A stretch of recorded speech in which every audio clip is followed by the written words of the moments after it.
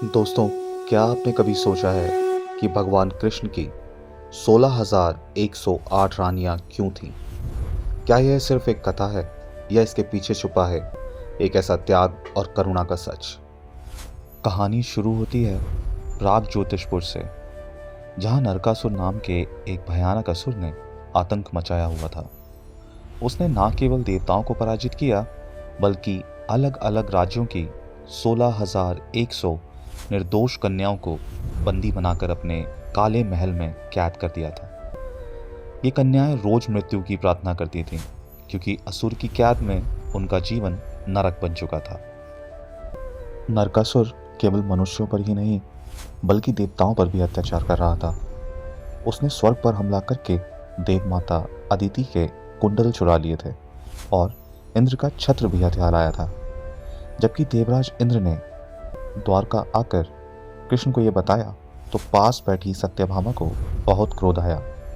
सत्यभामा, जो कि पिछले जन्म में भूदेवी यानी धरती माता थीं, उन्होंने कृष्ण से कहा कि वे भी इस युद्ध में उनके साथ जाएंगे। कृष्ण ने हंसते हुए उनकी बात मान ली और दोनों गरुड़ पर सवार होकर प्राग ज्योतिषपुर की तरफ निकल पड़े। नरकासुर का महल मामूली नहीं था। उसके चारों तरफ मुरा नाम का एक भयानक असुर पहरा दे रहा था, जिसने पानी, आग और बिजली की दीवारें खड़ी कर रखी थी। कृष्ण ने अपने सुदर्शन चक्र से उन दीवारों को तोड़ दिया और मुरा असुर का वध किया।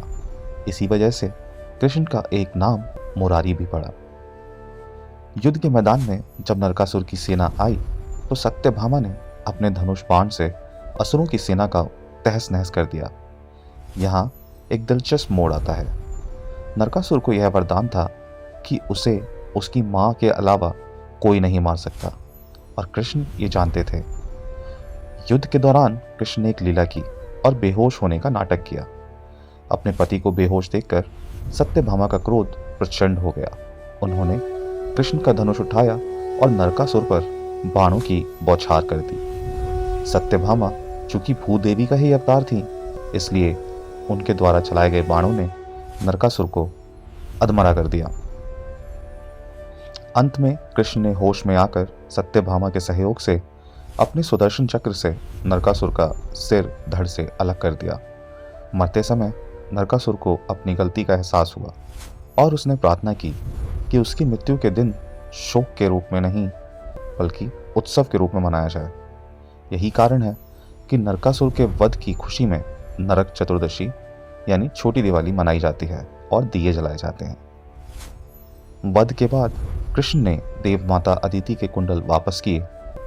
महल के दरवाजे खुले और 16,100 कन्याएं आज़ाद हुईं। लेकिन दोस्तों, आज़ादी की खुशी उनके चेहरे पर नहीं थी।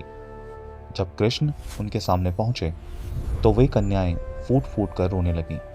उन्होंने कृष्ण के चरणों में गिरकर कहा, हे प्रभु, हम बरसों तक एक असुर की कैद में रही हैं।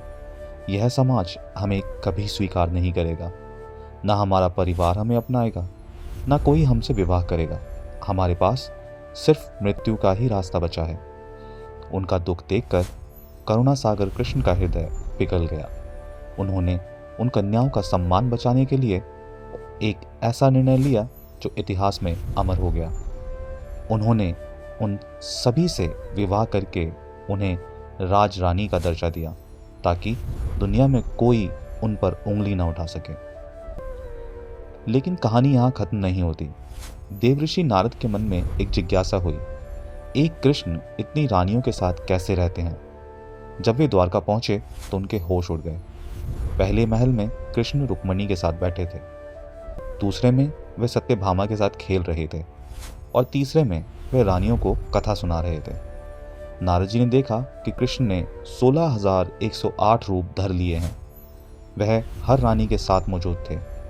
तब नारद जी ने मुस्कुराकर कहा, प्रभु, आप कोई साधारण मनुष्य नहीं, आप तो साक्षात विष्णु हैं। तो दोस्तों, कृष्ण का हर विवाह विलास के लिए नहीं, बल्कि किसी के सम्मान की रक्षा के लिए था।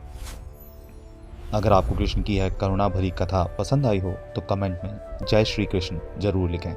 वीडियो को शेयर करें, वीडियो को लाइक कीजिए, चैनल को सब्सक्राइब कीजिए। हम ऐसी ही अनसुनी कथाएं आपके लिए लाते रहेंगे। जय श्री राम, जय श्री बालाजी महाराज।